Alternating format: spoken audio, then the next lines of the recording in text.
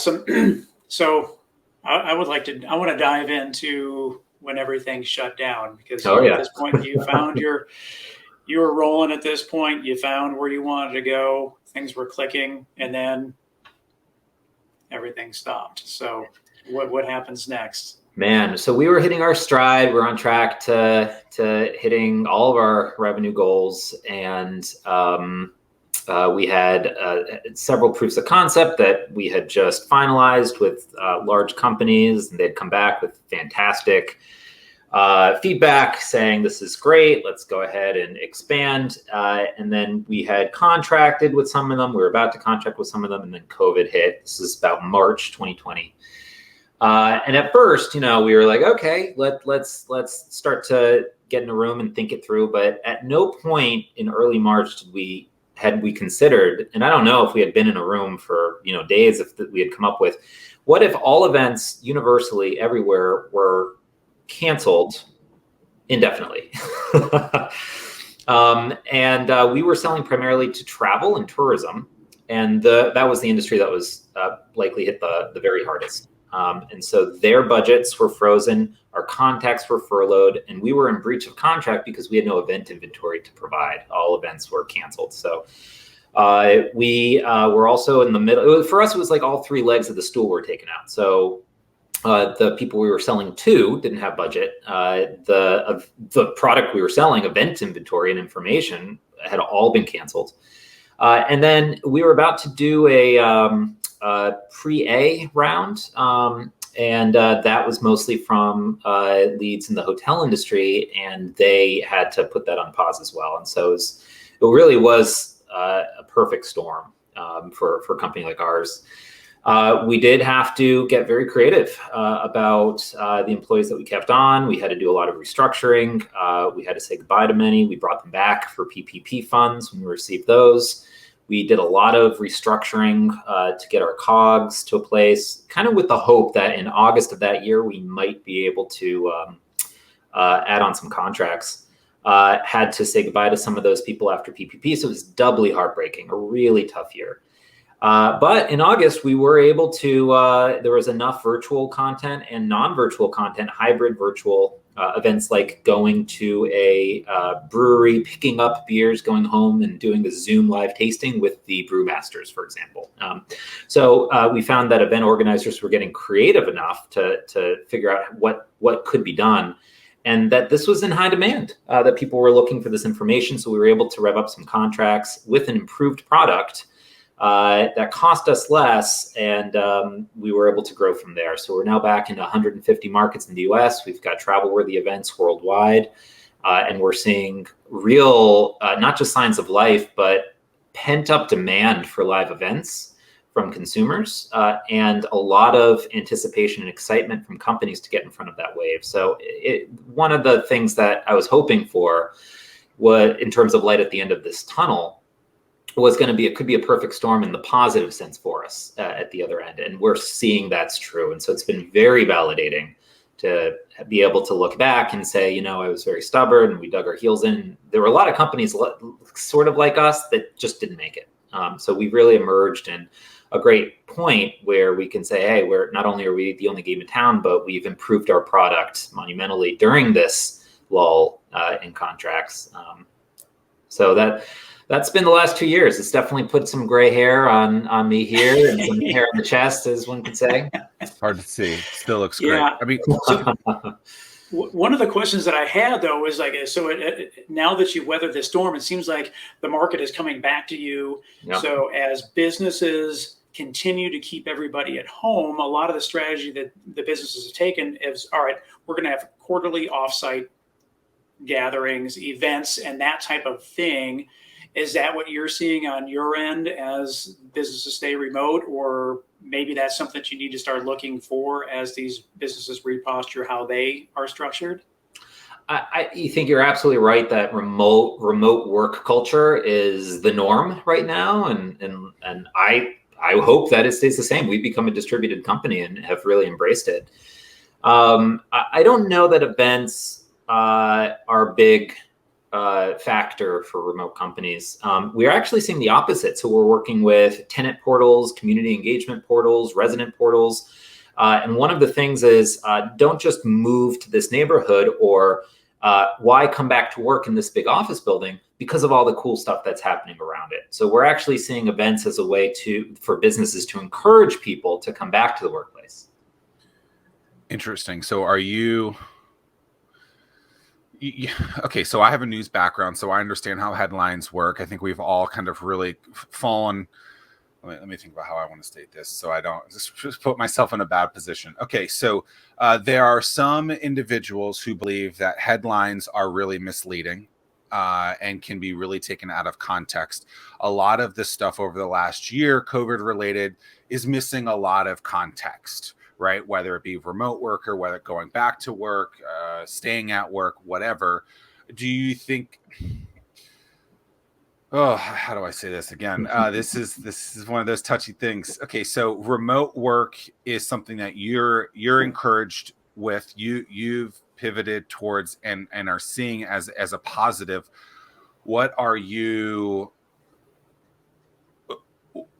out there in kind of internet land of headlines and stuff like that are you seeing that seems to be kind of accurate, not accurate in your business and in the business that you do as a business when it relates to kind of COVID work, back to work policies and things like that? Because I think there's a lot of just like everything everywhere, and it's very like it's hard to understand what's actually happening in the world until you get on the ground level and ask people kind of, okay, like what are you doing and what are you seeing other businesses that you're working with actually doing? Yeah, sure. I mean, it's been COVID on our brains. And I think we've had to have a unique perspective on it because we're looking at COVID through the lens of are events allowed to exist? And what is our civic responsibility to promote events if we think that events could be super spreader events, right? And what kind of precautions are being taken? Does it make sense to, so not saying that, we had to work through that internally to come to some decisions as these headlines were rapidly changing, right? And then as vaccines were coming out, and it's been like building on quicksand for several years. So that's interesting. If you think back, just even like you were saying August of last year, you were hoping to get back to some of the stuff. I mean, are you making decisions there being like, well, like, I don't know how personally I feel about this. This could be, a super spreader event, or like, are you making decisions with that in mind? Are you building to the future? How in that aspect are you?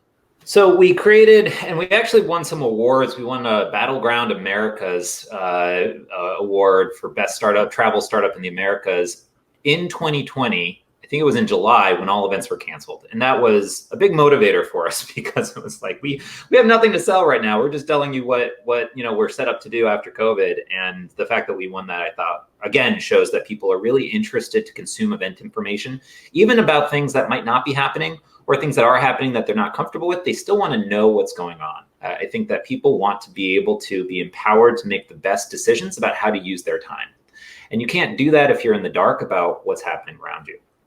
I think also what we created, which helped us with that award, was a COVID-19 flag.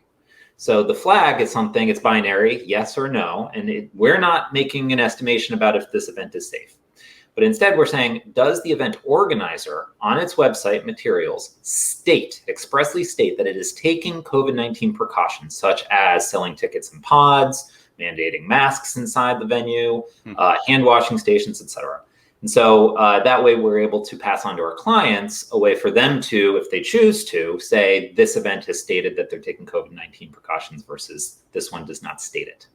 So that's one of the ways in which we're, because we sell our data to multiple companies and they have different brand guidelines, they have different use cases and purposes and audiences. And so really what we're doing is finding how can we standardize streamline information in ways that will work for all the brands and provide them ways to configure it so that it fits their needs.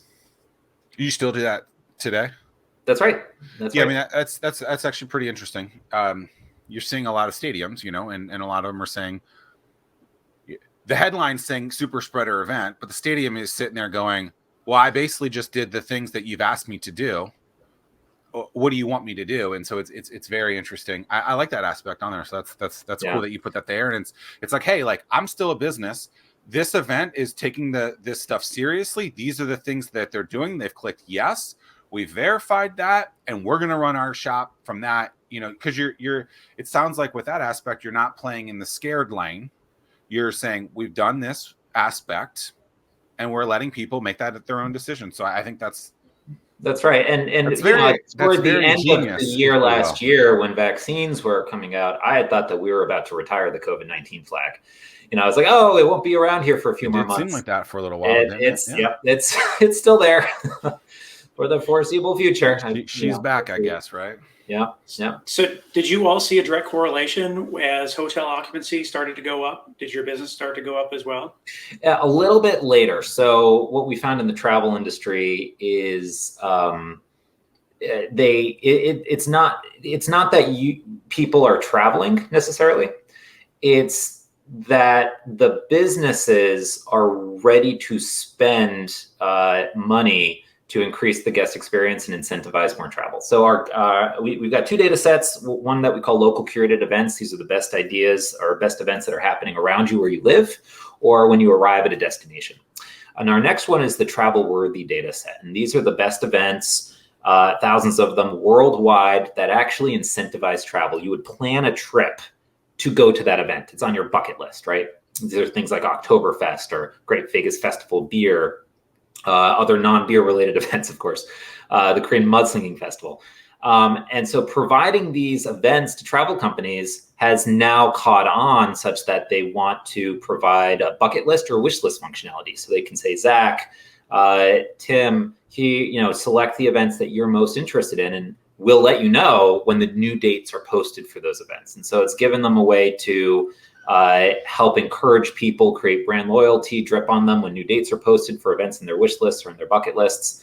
But I think that's only starting to really take off now. I think for a while, they've just been in survival mode. Interesting. Zack, can you throw that comment back up there from Brandon? Hotel industry interest makes sense. The API to individual property websites look like that's awesome. So I was really surprised. This whole thing has been a journey since going B2B about how many different use cases there are across industries. And within hotels, how many different use cases there are. So I thought it might be interesting for like the stay phase. Because it's value add to the client who's staying at the hotel? Yeah. And companies like Hilton and others have given us feedback. No, this is valuable across all 5 phases of the guest journey. So those are the inspiration phase, where and when should I go? Companies know that you'll go off of the hotel website and onto Google or Facebook and start searching this information for yourself. And then you're susceptible to other hotel offers. So they're like, how do we keep you on this page? Marriott has made a lot of noise around how they want Marriott.com over the next 10 years to be the one portal that you go to, because they have almost half of the hotels in the world. So how do they get you to go to their site directly and keep you there for all of your travel needs? And because you're an API, you're able to connect them to all those things instead of building a standalone site. Right? Yeah, we call it like a Lego you can build really cool things with. Yeah. So we provide the Legos. So that's the inspiration. Then the booking phase, when you're booking, hey, do you want to stay an extra day? Here's a cool event you might miss. The pre-stay, after you book before you arrive, sending you what we call a proactive concierge email that says, hey, here are the events that you might be interested in, plus the day before and after to increase your stay. Then you've got the stay phase. So this is usually app integration. So this is increasing engagement with hotel companies' apps, increasing downloads, showing you here's all the cool stuff around you. And then based on what you click or what you say you're interested in, then comes the most exciting, in my opinion, part, which is the post-stay phase, where we can say, hey, if we know you're a foodie, if the hotel knows that you travel with a family, they can say, hey, here are the top 5 family-friendly foodie events happening on the East Coast with packages from our hotel brand. Interesting. From an API perspective, is it easy to connect to a native app in whatever, and then plus just like a whatever browser at this point? I mean, is it seamless? Yeah. So people call our API within 10 minutes. We knew we had to make that really easy. We knew documentation had to be on point, make sense. Our technical kickoff calls aren't longer than 10 or 15 minutes because they say, got it. Yeah, that makes sense. And then in terms of integration, it all depends. Do they already have a button for events and our information just shows up, or do they have to do a little work to create that? So, and are they paying custom in that aspect of, are they paying custom in that aspect of it? Are you doing it for them? Like how does the actual integration in a use case like that work? Yeah, so we one of the lessons to get in the Fervent Four club is you have to focus. And so we've been very we started thinking about different widgets and could we create our own email product, but today, right now, we are very streamlined. We are just an API, and I think that's worked well because the largest companies all say they want complete control over the user experience. They say that they understand their users the best. They want to build it themselves. They want to have control over when and how users interact with their content. So it's worked out, I think, well for both parties. Every big company does that, right? People get mad. Oh, why is Facebook not wanting me to have this YouTube link go on this thing? It's for the exact reason you just said. Yeah. Right. Yeah. They want to control everything. They want to keep people there. They know that if you go over there, you're going to go on a YouTube tangent, watch 14 hours of video there. So they don't want it over there. The consumer doesn't grasp that often, but I mean, it makes sense. Totally makes sense. And that was not an assumption we had going in. So I think that's a nice little microcosmic example of you don't know until you have these conversations and learn. And then outside of hotels is really what we got investors excited about when we raised money. But outside of that, I'm really excited about some of these other conversations we're having. So one of my favorite ones is with dating apps. So if you're like events and dating apps, what? 3 cool ideas. So the first is when you swipe, well, first is being able to swipe on events, right? Swipe right, I'm interested in this event. Swipe left, I'm not. Then when you swipe right, being able to see who else might I match with or invite to go to this event that's single and looking for is interested as well. So it could be a great way to find people with common interests. The other is you swipe right on a person, you want to figure out, okay, whether this is, the right person forever or for tonight, based on what app you're using, you might want to figure out, okay, what am I going to do on a date night, right? After a coffee, where do we go do? So you could be chivalrous and say, I want to do what they're interested in. Or you could say, oh, here are some events that we'd both be interested in together. The third one I think is the most interesting. Oh boy. Dating app companies, when you think about it, the better that they do in matching you to somebody, the faster they lose you as a paying customer, right? The better their algorithm is and their services, the faster they lose your business, which is kind of nuts to think about because they're actually they're incentivized to keep you on the platform as opposed to getting you what you came on the platform for. Again, not talking about the hookup apps, more the love of my life apps, not love tonight. So for those apps, what we are starting to propose to dating app companies is what if there was another version of your app, like a Better Boyfriend app, right? That allows you to see for her birthday, anniversary, Valentine's Day, maybe Mother's Day, New Year's, these, times when you really have to step up and figure out what you're doing. What are some great, could we create an app that allows for increased engagement for this huge user base to send them somewhere after they've made that match, which doesn't allow you to see other people, but does allow you to have that functionality of finding out what great events are happening for date night. So some really interesting ways that we're finding events can get plugged into ecosystems. Ride shares are another exciting one. You want to know about the cool things happening like the Bacon and Brewery Festival, which has bad parking and lots of alcohol 15 minutes before it starts. Do you want to ride? So, and the list goes on. And it's been really fun, I got to say, to find all the different ways that companies have raised their hands to say, we want events and here's how we would use them. Man, that's fascinating stuff. I mean, because when you're talking about like the Better Boyfriend side of things, I mean, it's just, it just makes me think of like so much can be learned from people by looking at their Pinterest page. Now, I haven't been on Pinterest in probably 10 years. To say, okay, hypothetically, I'm with you, but yeah. But it's like even looking when Zack was getting ready for his wedding, you would look at his now wife's Pinterest page. I would hear this from my wife. and it'd be like, oh, here's all the ideas that they want for the wedding. Oh, that's how I got her engagement ring. Yeah, I mean, so it was like, the only ring that was pinned, I guess is the word. Yeah, totally. And now you're you can build something where the better boyfriend doesn't need to go. I love stalk. that, and I also love Pinterest as like a passive aggressive way to say, "Here's what I want." right, from a like baby shower. That's exactly wedding. what it is. Like, so you match with somebody you hardly know. Would they like to go to a jazz club or to a ska band, right? But that's that's a consumer aspect of it. Well, I'm looking at it from a business perspective. If you're doing cold outreach to someone and you've done no research on them, or you just do your standard research, oh, I saw that you went to whatever university, or you live in Richmond. I mean, like, to me, that's like, okay, great. Why don't you find something unique about that person? And if you could do that from using the OccasionGenius API, I mean, I know you're trying to stay in the same lane, but like, there's a lot of options to do that with, and yeah, it's so we created what we call